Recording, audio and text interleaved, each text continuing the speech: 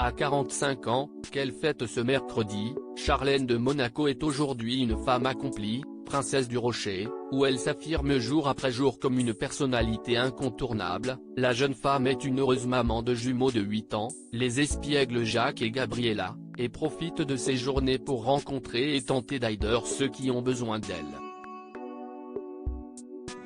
Un rôle qu'elle a adopté il y a plus de 11 ans désormais, lors de son mariage avec Albert de Monaco en juillet 2011. À l'époque, le couple se connaît déjà depuis de nombreuses années et s'unit devant leur famille au grand complet, mais surtout des milliers de fans qui espèrent apercevoir la jeune et encore timide Charlène, somptueuse dans une robe blanche signée Armani et incrustée de 30 000 pierres et 40 000 cristaux Swarovski. Une robe sublime que la princesse avait décidé de ne pas accompagner d'un diadème. Son voile, long de 5 mètres, était en effet posé à même son chignon. Un choix étonnant et plutôt original, lorsqu'on le compare aux autres unions royales ou princières en Europe. Mais qui est en réalité très symbolique. En effet, lors de son mariage avec Régnier de Monaco, Grace Kelly ne portait pas non plus de diadème. On imagine donc toute l'émotion qui a dû saisir le prince Albert en voyant sa femme faire ce choix.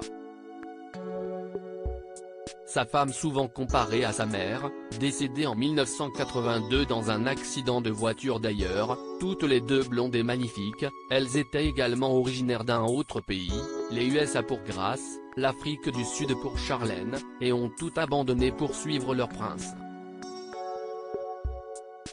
De prestigieux invités après l'union, qui s'était déroulée sous les caméras du monde entier, avaient beaucoup ému Charlène. Le couple était monté dans une voiture pour saluer l'immense foule présente. Tous les deux avaient ensuite profité d'une soirée, dans une tenue bien plus simple, en compagnie de leurs prestigieux invités.